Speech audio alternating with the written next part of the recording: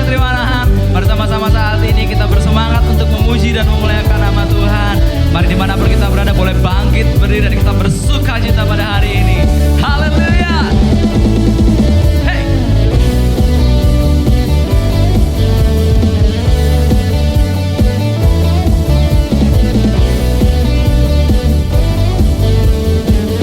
Sama-sama kita mau katakan, bukan karena usahaku dan perbuatanku, semua pemberianmu,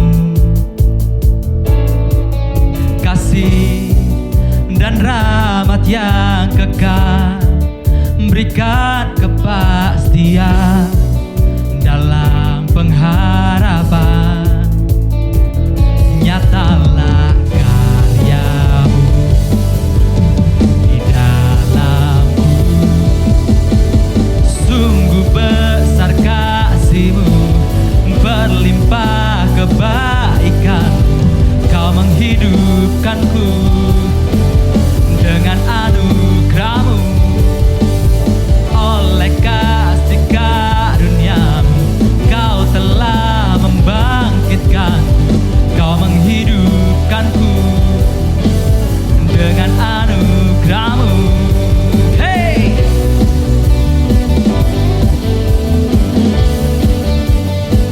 Jesus. Mari lebih lagi kita mau nyatakan, bukan karena usahaku dan perbuatanku, semua pemberian-Mu, kasih dan rahmat yang kekal, berikan kepastian dalam pengharapan. Sama-sama kita mau nyatakan, nyatalah karya-Mu di dalamku, nyatalah karya-Mu di dalamku, sungguh besar kasih-Mu, berlimpah kebaikan-Mu, Kau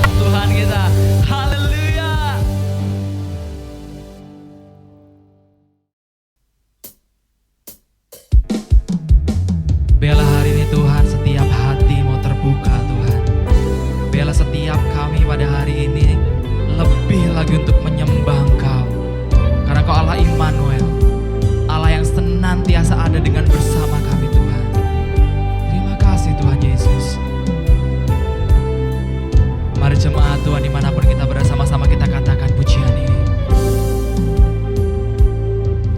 Bapakku datang dan berserah, ku nyatakan Kau yang berkuasa dalam gelap.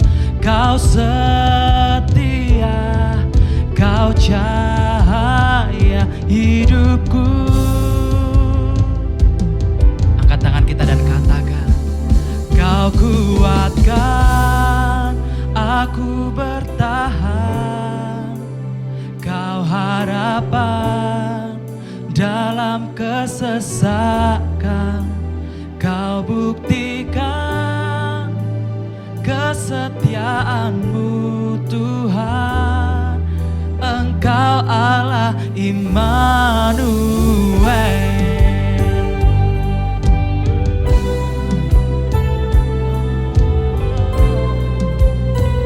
Mari lebih lagi kita mau nyatakan, Bapakku datang untuk menyembah, ku nyatakan Kau yang bertata dalam lemah. Kau sempurna, Kau cahaya bagiku. Kau kuatkan, Kau kuatkan aku bertahan. Kau harapan dalam kesesakan. Kau buktikan kesetiaan-Mu Tuhan. Engkau Allah Immanuel. Kau kuatkan aku bertahan. Kau harapan dalam kesesakan. Kau buktikan kesetiaan-Mu Tuhan. Engkau Allah Immanuel. Mari kita ingat kembali betapa baiknya Tuhan dalam kehidupan kita. Katakan, Immanuel, Immanuel, Engkau besertaku. Immanuel, Immanuel, Engkau Allah besertaku. Katakan, Immanuel, Immanuel, Engkau besertaku. Immanuel, Immanuel, Engkau Allah besertaku. Jemaat Tuhan lebih lagi nyatakan, Immanuel, Immanuel, Engkau besertaku. Nyatakan, Immanuel, Immanuel, Engkau Allah besertaku. Saya akan mengajak Bapak Ibu Saudara untuk sama-sama kita bersafaat bagi jiwa-jiwa di luar sana yang hari-hari ini mereka membutuhkan keselamatan. Mari kita naikkan doa kita. Tuhan Yesus, kami berdoa Tuhan untuk jiwa-jiwa yang masih terikat oleh dosa Tuhan. Kami berdoa buat jiwa-jiwa yang terhilang. Di dalam nama Yesus kelepasan, kebebasan terjadi Tuhan. Lawat mereka Tuhan. Tuhan jumpai mereka ya Bapa. Di dalam nama Yesus Tuhan. Mari sama-sama kita juga berdoa untuk bangsa kita, bangsa Indonesia. Tuhan Yesus, kami berdoa untuk bangsa kami, untuk pemulihan yang terjadi di bangsa kami ini ya Tuhan. Pemulihan dari bencana yang terjadi hari-hari ini ya Tuhan. Bencana alam, kapal tenggelam. Kami berdoa dalam nama Yesus Tuhan, Engkau berikan penghiburan bagi mereka yang mengalami bencana Tuhan. Aku berdoa di dalam nama Yesus, biarlah iman pengharapan mereka tetap ada di dalam Engkau Tuhan. Bahkan kami juga berdoa untuk pemimpin bangsa kami Tuhan. Mulai dari Bapak Presiden, Wakil Presiden sampai Tuhan kelurahan kebenaran Tuhan kami berdoa biarlah Engkau Allah memberikan hikmat pengertian Tuhan untuk mereka terus membawa, memimpin bangsa ini untuk mengalami kesejahteraan. Di dalam nama Yesus Tuhan berkati pemulihan, kesejahteraan bagi bangsa Indonesia. Haleluya. Amin. Kau kuatkan aku bertahan, Kau harapan dalam kesesakan, Kau buktikan kesetiaan-Mu Tuhan, Engkau Allah Immanuel. Kau kuatkan aku bertahan, Kau harapan dalam kesesakan, Kau buktikan kesetiaan-Mu Tuhan, Engkau Allah Immanuel.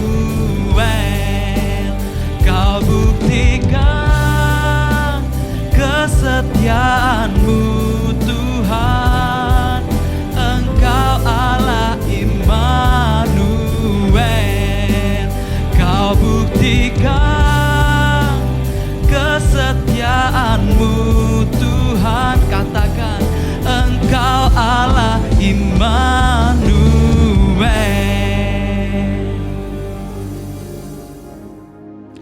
Shalom Bapak Ibu Saudara, senang rasanya bisa bertemu kembali di hari Minggu, di minggu yang pertama bulan Mei ini.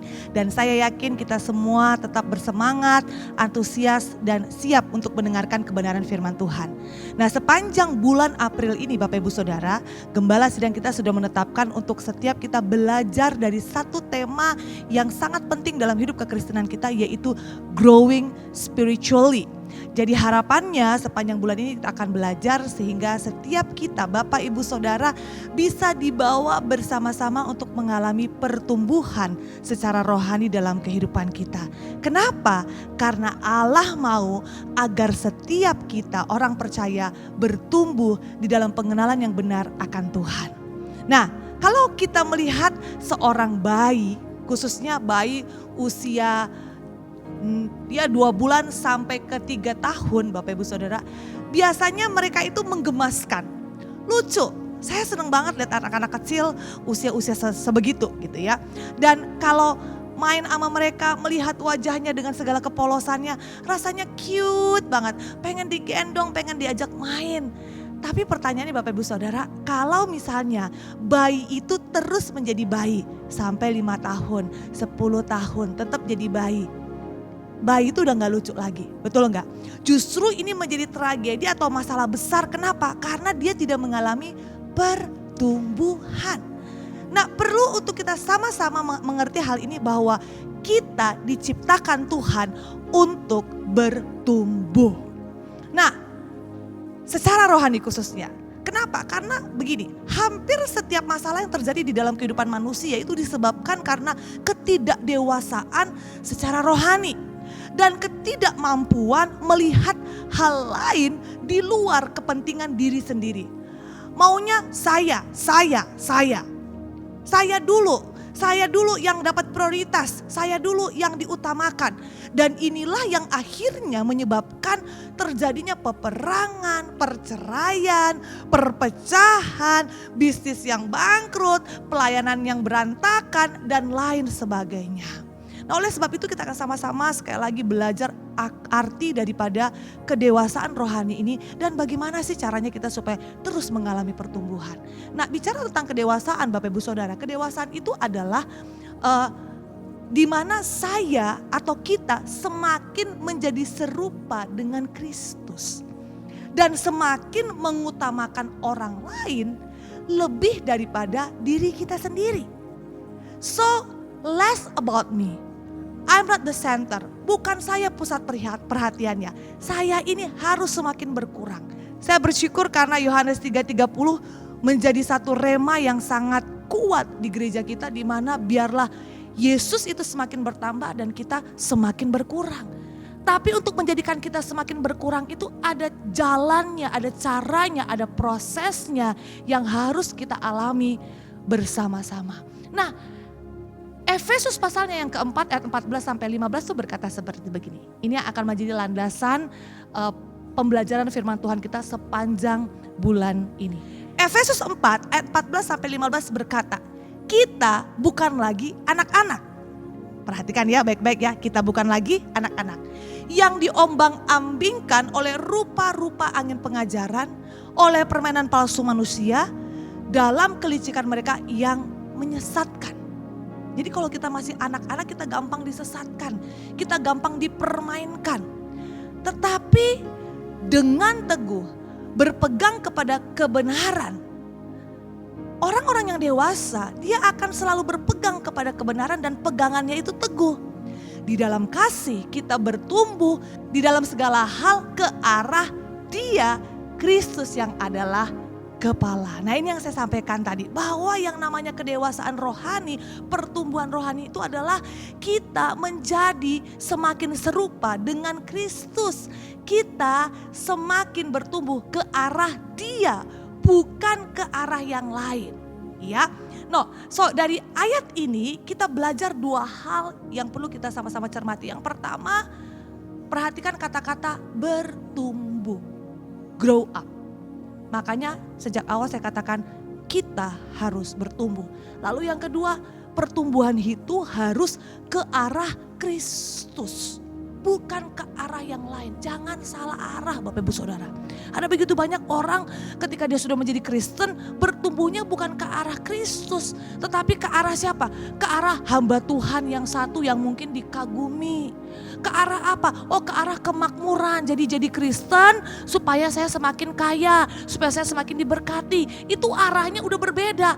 Oh, saya bertumbuh bukan ke arah Kristus, tapi ke arah apa? Ke arah pencarian jodoh gitu ya. Semakin sering ke gereja tujuannya arahnya apa? Supaya saya dapat jodoh. Ini salah.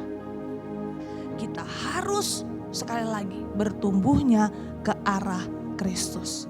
Supaya tujuannya itu jelas. Kepada keserupaan dengan Kristus. Nah inilah yang dikatakan dengan kedewasaan rohani. Nah oleh sebab itu mari kita berkaca. Lihat diri kita hari ini.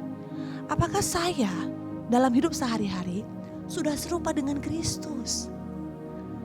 Ya dicek. Mulai ambil cermin, lihat. Saya ini udah mirip Kristus belum ya? Nah jika Bapak Ibu Saudara menemukan aduh belum, masih jauh, mirip aja enggak. Dilihat dari 500 meter aja enggak ada mirip-miripnya sama Kristus. Nah ketika Bapak Ibu Saudara menemukan engkau masih belum mirip atau serupa dengan Kristus, sebenarnya inilah kesempatan yang sangat baik untuk kita sama-sama belajar bertumbuh. Amin. Kenapa? Karena ini yang mau saya sampaikan dari hati saya yang paling dalam Bapak Ibu Saudara, bahwa saya mau bersama dengan Pastor Denso, mau supaya Bapak Ibu Saudara itu bertumbuh. Tuhan juga mau supaya kita bertumbuh. Dan saya berharap Bapak Ibu juga punya kerinduan yang sama, mau bertumbuh secara rohani. Dan tugas kami sebagai gembala sidang adalah menolong Bapak Ibu Saudara untuk hidup dalam satu sistem yang akan menolong setiap Bapak Ibu Saudara mengalami pertumbuhan kedewasaan secara rohani. Amin. Saya akan mengajarkan ada 5 poin yang akan menolong kita semua bagaimana caranya supaya kita ini bisa grow up. Nah yang pertama Bapak Ibu Saudara, kita bertumbuh ketika kita mengkonsumsi firman Tuhan. Secara fisik kita tahu bahwa kesehatan tubuh kita ini sangat bergantung pada apa yang kita makan. Betul?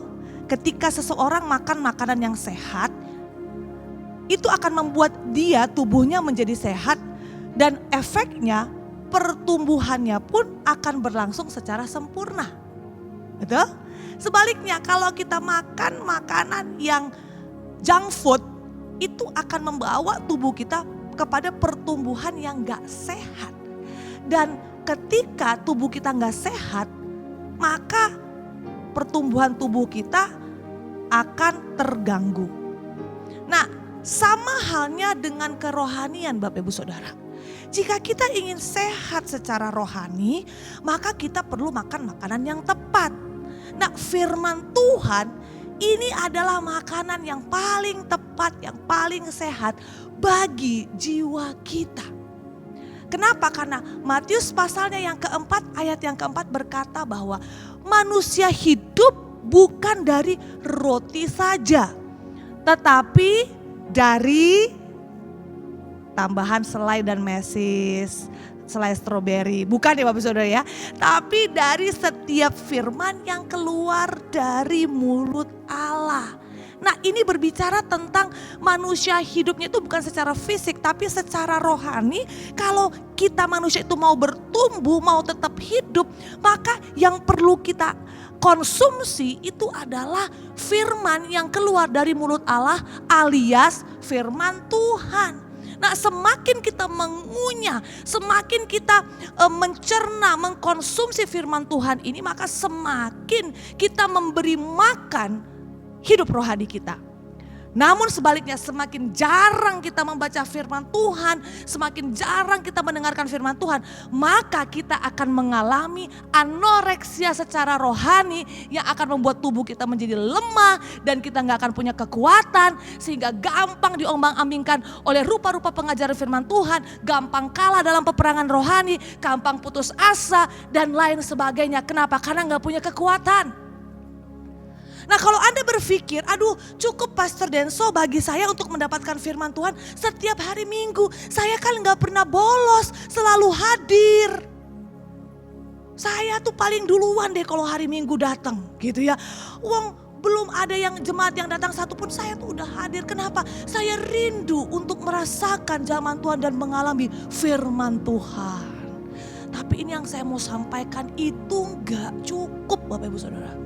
Itu sama aja kalau Bapak Ibu Saudara makan di hari Minggu firman Tuhan sekenyang-kenyangnya, itu sama seperti begini. Bapak Ibu Saudara gak pergi ke restoran ya, lalu pilih mungkin restorannya yang buffet di mana semua makanan dihidangkan, all you can eat, seperti kayak di hotel-hotel gitu ya. Lalu Bapak Ibu Saudara datang di situ di hari Minggu, makan semua, makan sampai penuh. Lalu istirahat 30 menit, makan lagi gitu ya. Istirahat 1 jam, makan lagi sampai akhirnya udah betul-betul gak bisa lagi masuk. Lalu kemudian Bapak Ibu Saudara bilang gini, oke, ini sudah cukup untuk membuat saya hidup selama 1 minggu. Bapak Ibu Saudara bayar dan pulang. Bisa gak kayak begitu? Saya yakin gak bisa. Gak bisa. Kita perlu makan setiap hari. Bukan masalah banyaknya, tetapi konsisten setiap hari supaya kita kuat dan supaya kita tetap bisa bertahan hidup. Bapak Ibu Saudara, kalau puasa kan lemes ya. Itu padahal kita masih bisa buka loh sorenya. Bayangkan kalau Bapak Ibu Saudara puasa firman Tuhan, gak mau makan firman Tuhan seminggu, 2 minggu, sebulan, bahkan mungkin ada yang sampai tahunan gak pernah baca firman Tuhan. Gak heran Bapak Ibu Saudara gak pernah mengalami pertumbuhan secara rohani. Karena sesungguhnya yang membuat orang bertumbuh itu bukan masalah apa-apa, tapi ketika sehat hidup rohaninya. Rasul Paulus berkata dalam Kisah Para Rasul 20 ayat yang ke-32. Dikatakan begini, dan sekarang aku menyerahkan kamu kepada Tuhan dan kepada firman kasih karunia. Ini bicara tentang Alkitab yang berkuasa membangun kamu. Jadi firman Tuhan itu yang bisa membangun, bikin kita grow up. Kalau bahasa yang lainnya, membuat kamu bertumbuh dan menganugerahkan kepada kamu bagian yang ditentukan bagi semua orang yang telah dikuduskannya. Saya suka dengan terjemahan lain dari kata-kata bagian yang ditentukan bagi semua orang yang telah dikuduskan. Itu menggunakan kalimat seperti begini. All the blessing that God has for his people. Semua berkat-berkat yang Tuhan miliki yang ingin disampaikan kepada umatnya.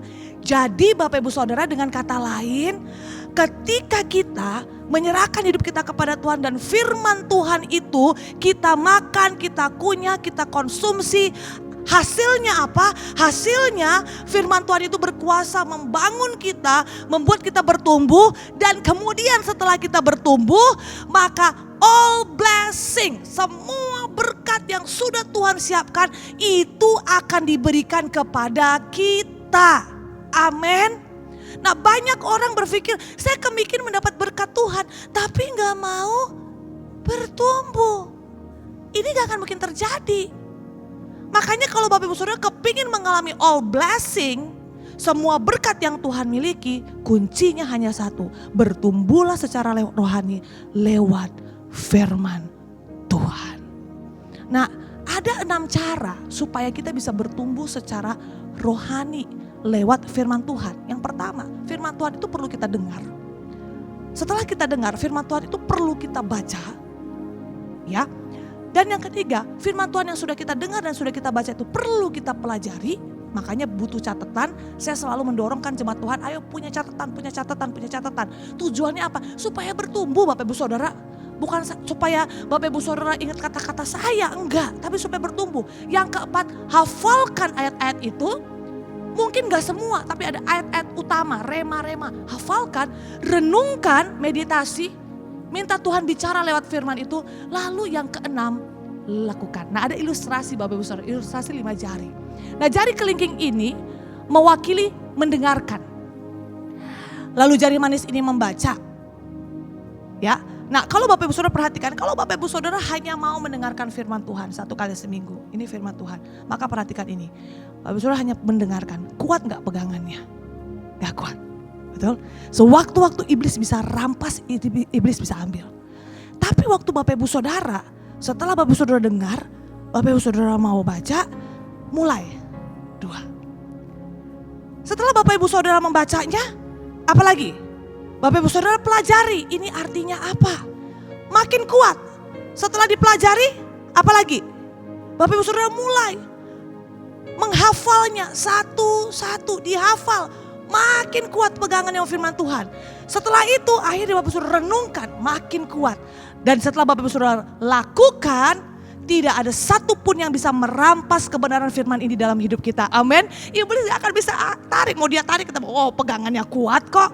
Nah inilah yang akhirnya membuat kita bertumbuh di dalam Tuhan. Nah makanya gak heran Bapak Ibu Saudara, kalau Bapak Ibu Saudara hanya dengar firman Tuhan hari Minggu, lalu gak catat, gak renungkan, gak apa-apa. Hari Rabu ditanya sama pemimpin Connect Group, tadi firman hari Minggu apa? Lupa semua. Betul gak? Ini banyak pengalaman kita. Nah sekarang saya mau tanya, posisi kita ada di mana? Apakah kita orang-orang yang sudah sampai kepada 6 tahap itu, di mana firman itu melekat dalam diri kita sehingga iblis nggak bisa curi? Atau kita baru pakai kelingking hanya dengar? Pastikan Bapak Ibu Saudara sampai di posisi firman itu nggak bisa dicuri dari dalam hidup kita. Amin. Baik. Yang kedua, kita itu akan bertumbuh ketika kita belajar dengan cara yang berbeda. Kita semua tahu bahwa Allah itu menciptakan kita tuh berbeda-beda, betul ya? Dengan keunikan kita masing-masing. Gak ada yang sama, kita ini semua masterpiece Tuhan. Sekalipun kembar, katanya kembar identik, tetap pasti ada bedanya. Kita punya mata yang berbeda, kita punya face yang berbeda, lalu yang paling luar biasa kita punya detak jantung yang berbeda. Bahkan sidik jari kita, masing-masing kita, sekian banyak manusia itu berbeda. Nah termasuk Bapak Ibu Saudara, kita itu punya cara belajar yang berbeda-beda satu sama lain. Termasuk dengan orang yang mungkin satu rumah dengan Bapak Ibu Saudara. Oh saya sama kakak saya lahir dari satu rahim yang sama misalnya. Tetapi saya yakin punya keunikan atau punya cara yang berbeda dalam belajar.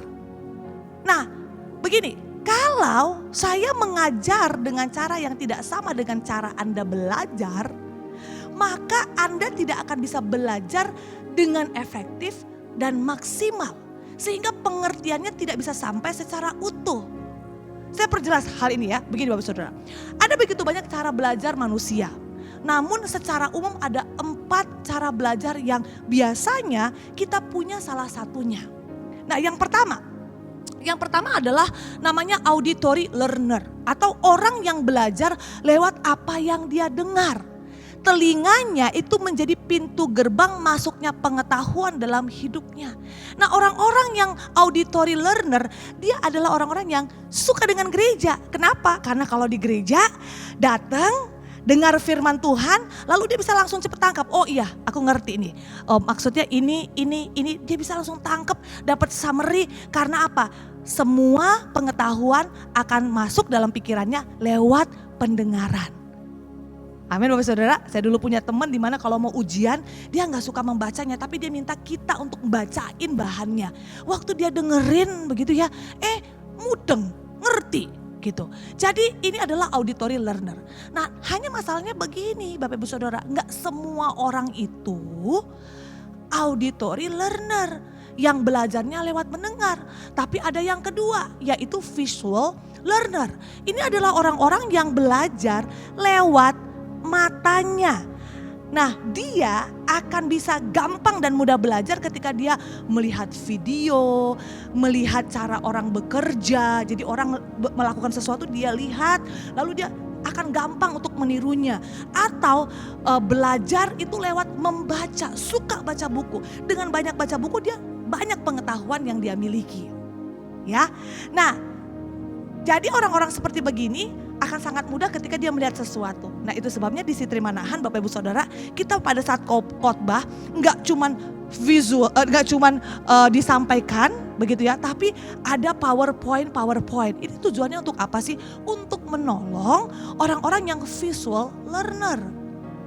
Ya, namun ada yang ketiga, dia bilang begini, saya nggak suka mendengar, saya nggak suka membaca, tapi dia suka ngomong. Nah, artinya begini, dia belajar lewat berbicara atau mengucapkan kalimat. Dan jika Anda adalah tipe ini yang belajar lewat berkata-kata, Anda akan sangat suka dengan yang namanya small group atau connect group. Kenapa? Karena di situ kita bisa ngobrol, diskusi, menyampaikan pendapat, berbicara satu dengan yang lain. Dan ketika orang-orang yang dia belajar lewat berbicara, semakin dia berbicara maka dia semakin mempertajam dirinya dan dia semakin sedang menambah pengetahuannya. Amin Bapak Ibu Saudara, makanya di Sitri Manahan gak cuma ada ibadah minggu tapi juga ada connect group. Tujuannya apa sih? Memfasilitasi orang-orang yang dia perlu untuk belajar lewat berbicara. Nah, namun ada juga orang yang berkata begini Bapak Ibu Saudara, saya tuh gak suka mendengar, saya gak suka membaca, saya juga gak suka bicara. Dan itu adalah pria. Wah, saya bisa dimarahin banyak pria ya. Enggak. Nah, maksudnya begini, ini adalah tipe orang yang kinesthetic learner dan ini banyak dimiliki oleh para pria. Itu maksud saya ya. Atau gini, maksudnya begini, cara dia belajar itu melalui tangannya dengan mempraktekkan atau melakukannya. Ya, nggak ada orang montir yang jago kalau dia tidak sering mengkotak-katik mesin mobil. Betul nggak Bapak Saudara? Jadi semakin dia mengkotak-katik mesin itu maka dia semakin ahli dan dia semakin belajar sesuatu. Misalnya pemain basket. Nggak ada pemain basket yang dia tiba-tiba bisa menjadi ahli hanya dengan apa? Baca buku manual. Oh iya rebound itu begini. Oh kalau mau triple shot itu begini. Nggak ada Bapak Saudara. Tapi harus apa yang dia lakukan? Latihan, melakukan, praktis. Ini yang dilakukan oleh kinesthetic learner. Ya, saya pernah kenal dengan seorang yang jualan buah Bapak Ibu Saudara. Saya ini nggak bisa milih buah jeruk yang manis, saya nggak tahu. Tapi dia sangat pinter milih buah jeruk, bahkan dia jago banget milih durian. Dia cuma pegang, dia lihat, dia udah ngerti ini manis. Dan benar Bapak Ibu Saudara. Nah kenapa? Karena ternyata dia dilatih selama beberapa waktu untuk apa? Megang duriannya, lihat. Dia tahu karena apa? Karena praktek. Nah ini adalah kinesthetic learner. Nah di gereja kita, ini semua kita pelajari. Kita lakukan. Tujuannya apa sih Bapak Ibu Saudara? Tujuannya supaya Bapak Ibu Saudara terakomodir cara belajarnya. Makanya ada pelayanan. Tujuannya apa sih? Oh supaya yang punya kinesthetic learner itu bisa semakin tajam. Makanya ada connect group. Makanya ada ibadah minggu, ada ibadah doa. Nah yang terjadi dalam kehidupan banyak orang Kristen adalah begini. Dia rajin ke gereja tapi gak berubah. Tetap suka gosip. Tetap gak bisa ngampuni, tetap sukanya memuaskan keinginan daging, susah diarahkan, gak gampang untuk dikasih tahu. Nah, ayo jangan cepat-cepat kita menghakimi orang seperti begitu. Kenapa? Jangan-jangan kita berhenti hanya sampai kepada mengajak dia ke gereja. Tapi kita nggak ngajar dengan cara yang lain. Padahal mungkin dia adalah orang yang belajar lewat perkataan. Nah, ini yang perlu sama-sama kita sikapi. Lukas 8 ayat 18 berkata seperti begini. Yohanes mengajar dengan berbagai cara. Ya, jadi nggak cuma pakai satu cara tetapi dengan berbagai cara. Ayub 33 ayat 14, Tuhan pun demikian Bapak Ibu Saudara. Ketika dia berbicara, ketika dia mengajar kepada manusia, dia melakukannya dengan berbagai cara. Firman Tuhan katakan, karena Allah berfirman dengan 1-2 cara, tetapi orang tidak memperhatikannya. Allah pun tidak hanya menggunakan satu metode. Karena apa? Karena dia mengerti beda orang, beda cara belajarnya. Oleh sebab itu, ayo. Mana yang cocok untuk Bapak Ibu Saudara, teruslah belajar supaya bisa bertumbuh. Yang ketiga, kita bertumbuh ketika kita mengembangkan kebiasaan rohani. Nah, untuk bertumbuh kita perlu menumbuhkan kebiasaan yang baik dalam hidup kita. Kita hari ini itu adalah hasil dari beberapa kebiasaan yang kita lakukan setiap hari. Dan Bapak Ibu Saudara, kita tidak bisa mengharapkan hasil yang berbeda dengan menggunakan cara yang sama. Mau bertumbuh tapi masih suka dengan hal-hal yang masa lalu. Mau bertumbuh secara rohani tapi masih suka dugem. Ya gak mungkin Bapak Ibu Saudara. Jadi kita harus menumbuhkan kebiasaan yang baru. Yang menunjang kita untuk bertumbuh secara rohani. Kenapa? Karena kebiasaan kita akan menentukan karakter. Dan karakter kita akan menentukan masa depan. Bicara tentang kebiasaan, habit. Itu adalah sesuatu yang selalu kita lakukan berulang-ulang. Jadi ini penting, apa yang kita lakukan berulang-ulang itu akan sangat menentukan hasil apa yang akan kita capai. Nah, kita gak bisa bilang begini, saya punya karakter murah hati. Tapi kita gak punya kebiasaan memberi. Kita gak bisa bilang, oh ya saya punya karakter yang jujur. Tapi dalam berbagai kesempatan kita masih kedapatan tidak jujur. Gak bisa. Jadi ini harus menjadi sebuah kebiasaan yang terus-menerus kita lakukan. Dan ini perlu dilatih. Saya gak bisa bilang begini Bapak Saudara, aduh saya ini setia kepada suami saya. Tapi saya setianya selama 26 hari di dalam 1 bulan. Itu namanya gak setia. Sekalipun lebih banyak setianya, tapi kalau gak sempurna itu namanya gak setia. Kenapa? Karena kesetiaan yang parsial itu gak setia namanya. Atau ketaatan yang parsial itu bukan taat namanya. Nah, oleh sebab itu, ayo bangun kebiasaan yang baru yang menunjang kita untuk boleh bertumbuh secara rohani. Caranya dengan apa? Repetition atau melakukan secara berulang-ulang atau konsisten. Baca firman Tuhan berulang-ulang, berdoa berulang-ulang, merenungkan firman Tuhan berulang-ulang, belajar menggali firman Tuhan berulang-ulang. Konsisten. Nah, saya menemukan begini Bapak Ibu Saudara, perbedaan antara orang yang berhasil dengan yang tidak berhasil itu adalah kebiasaan mereka. Beneran. Orang yang mau jadi juara itu enggak, misalnya juara lari tingkat nasional, dia enggak akan mungkin bisa menjadi juara lari hanya dengan sebuah angan-angan. Tetapi dia harus membangun kebiasaan yang baru. Latihan lebih banyak. Makan makanan yang lebih bergizi. Mengurangi makanan-makanan yang tidak sehat. Itu harus dia latih setiap hari. Dia harus melatih sampai apa? Sampai kemudian dia bisa menjadi seorang juara. Yohanes 13 ayat 17 berkata seperti begini. Jikalau kamu tahu semua ini, maka berbahagialah kamu jika kamu melakukannya. Dengan kata lain, practice them.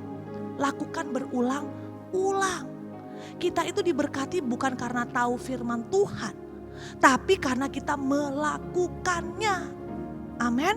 Dan melakukan firman Tuhan itu harusnya kita jadikan good habit, kebiasaan yang baru. Kalau dulu senangnya apa? Melanggar firman Tuhan, tapi ketika kita mau bertumbuh, ayo paksa dirimu untuk apa? Lebih suka atau membiasakan diri taat dan melakukan firman Tuhan. Ibrani 15 ayat 14. Tetapi makanan keras adalah untuk orang-orang dewasa yang karena mempunyai panca indera yang terlatih. Nah itu, orang dewasa itu terlatih atau dibiasakan untuk membedakan yang baik daripada yang jahat. Lagi-lagi ini bicara tentang habit, melatih, melakukan sesuatu berulang-ulang yang menunjang pertumbuhan rohani. 1 Korintus 9 ayat 25. Setiap orang yang bertanding berlatih menguasai diri dalam segala hal.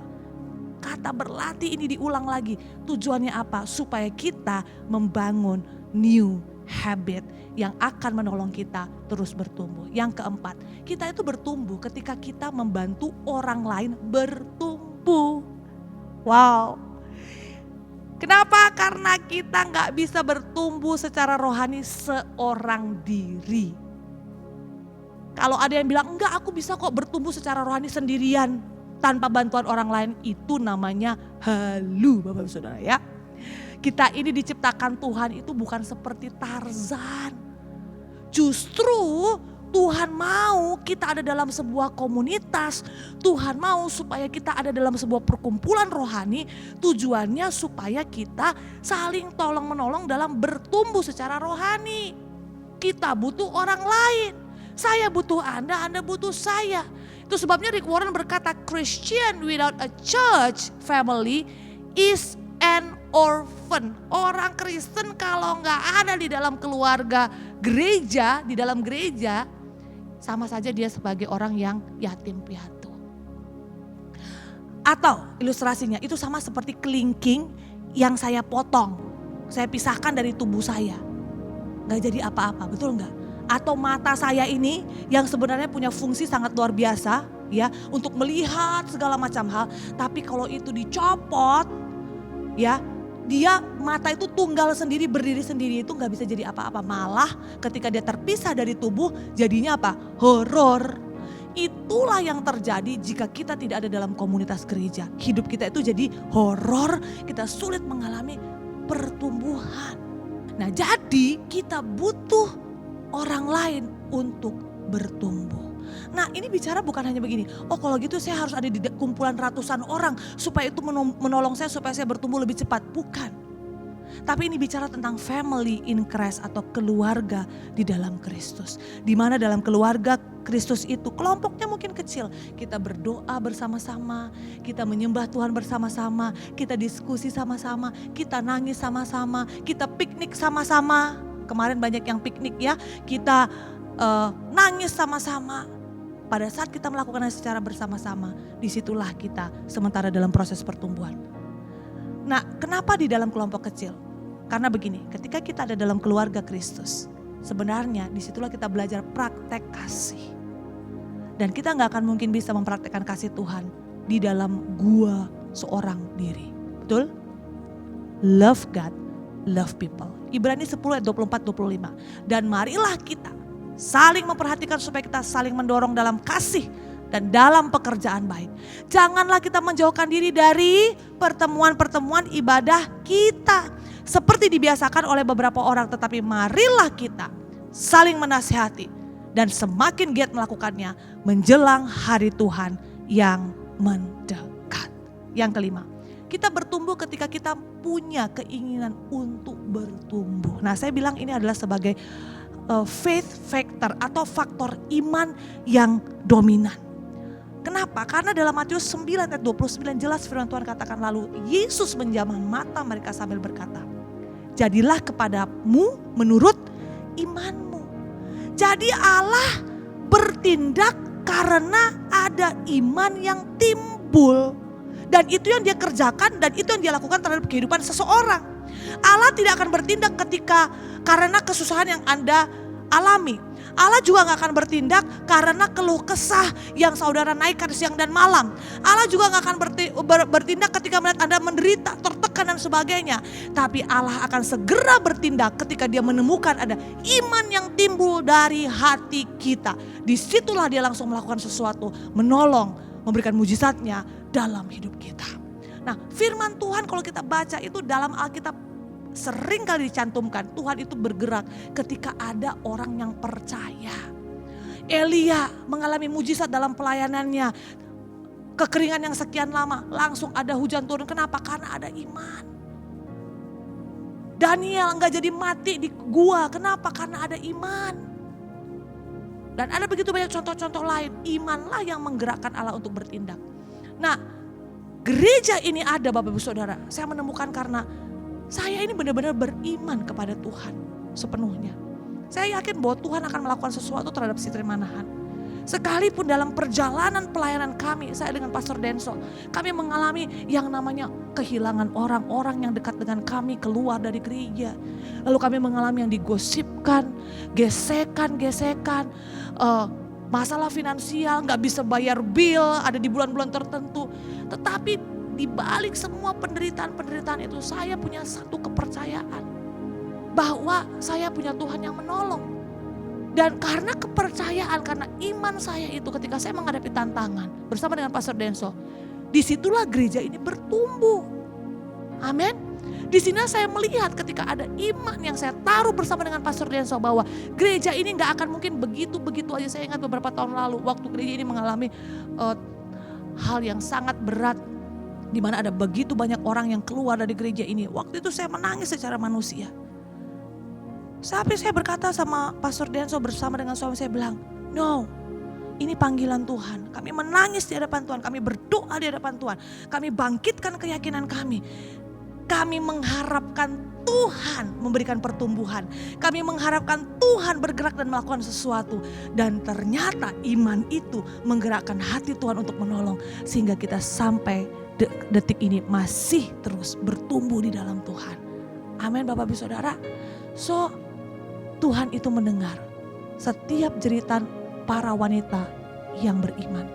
Tuhan juga mendengar setiap jeritan para pria yang beriman. Tuhan juga bergerak ketika dia melihat ada anak-anak kecil yang beriman. Oleh sebab itu mulai hari ini ayo harapkan Tuhan itu memberikan pertumbuhan dalam kehidupanmu. Mungkin ada bagian-bagian hidupmu yang mulai mengalami kematian. Bisnismu mungkin mati. Hubungan suami istri mati. Pekerjaanmu sepertinya akan mengarah kepada kematian. Sekolahmu kok kayaknya arahnya bakal mengalami kematian. Gak ada pertumbuhan. Karirmu di pekerjaan kok kayaknya begitu-begitu aja. Hey, kita punya Tuhan. Pertumbuhan itu ada ketika Tuhan melihat ada orang-orang yang memiliki kepercayaan, iman bahwa bersama dengan Tuhan kita akan sanggup menjalani hidup ini. Amin Bapak Ibu Saudara, ini yang mau saya tinggalkan. Agak banyak memang, tapi saya berharap ini semua boleh menolong Bapak Ibu Saudara bertumbuh di dalam Tuhan. Karena ketika kita bertumbuh, maka all blessing, semua berkat surga itu akan dicurahkan dalam hidup kita. Bapa, di dalam nama Yesus meteraikan firman Tuhan ini kepada setiap jemaat Tuhan. Dan biarlah ini boleh kami pegang, kami lakukan sehingga kami boleh mengalami pertumbuhan secara rohani. Karena Engkau ada bersama-sama dengan kami. Haleluya, amin. Bapak Ibu Saudara, kita juga akan mengambil perjamuan kudus. Mari siapkan roti dan anggur. Mari angkat roti. Pada malam waktu dia diserahkan, dia mengangkat roti, memecah-mecahkannya sambil berkata, inilah tubuhku, perbuatlah ini untuk mengingat akan aku. Awal tahun ini Tuhan, kami sungguh sangat mempercayai bahwa Engkau Tuhan yang selalu menyertai kami. Mari makan dengan rasa syukur di dalam nama Tuhan Yesus.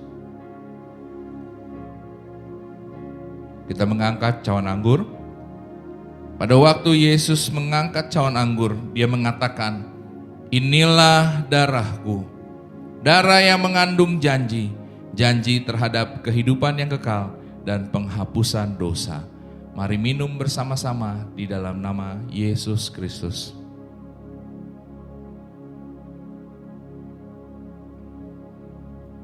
Kita berdoa. Terima kasih Tuhan, Engkau telah mengizinkan kami mengambil kembali perjamuan. Sebagai tanda kami mengingat akan kebesaran, keagungan karya-Mu di kayu salib. Kami sungguh mempercayai bahwa Engkau adalah Tuhan yang akan selalu menyertai kami. Dalam nama Yesus Kristus, haleluya, amin. Puji nama Tuhan, diberkati oleh firman Tuhan. Dan kini tiba saatnya untuk kita memberi, tapi sebelum itu saya akan membacakan firman Tuhan yang akan melandasi pemberian kita pada hari ini. Terambil dari 2 Korintus pasal 9 ayat yang ke-6. Camkanlah ini, orang yang menabur sedikit akan menuai sedikit juga, dan orang yang menabur banyak akan menuai banyak juga. Jadi pemberian kita Bapak Ibu Saudara dapat mempengaruhi seberapa banyak berkat yang kita terima. Jika kita menabur sedikit, maka yang kita terima juga sedikit. Ketika kita menabur banyak, banyak juga akan kita dapat. Jadi ayo saya mendorong Bapak Ibu Saudara untuk kita mempersiapkan persembahan kita beri yang terbaik untuk pekerjaan Tuhan, untuk rumah Tuhan. Maka firman Tuhan bahwa tidak berkekurangan orang-orang yang menabur dengan penuh sukacita. Siap memberi? Pemberian Bapak Ibu Saudara dapat diberikan melalui rekening BCA dan maupun oleh rekening BRI Sitri Manahan ataupun lewat dompet digital. Selamat memberi, Tuhan Yesus memberkati. Jemaat yang dikasihi Tuhan, angkatlah kedua tanganmu dan terimalah berkat Tuhan. Tuhan menyinari engkau dengan wajahnya, Tuhan memberkati dan mengasihi engkau, Tuhan menghadapkan wajahnya kepadamu dan memberikan kepadamu damai sejahteranya. Diberkatilah keluar masukmu, diberkatilah keluargamu, diberkatilah buah kandunganmu, diberkatilah kesehatanmu, diberkatilah apa yang engkau kerjakan dalam pekerjaan dan di dalam pelayananmu. Diberkatilah studimu, sebab Dia adalah Tuhan yang tidak pernah meninggalkan dan melupakan engkau. Oleh karena Bapa di surga, Yesus Kristus yang mengasihi kita semua, dan penyertaan dari Roh Kudus. Haleluya, amin.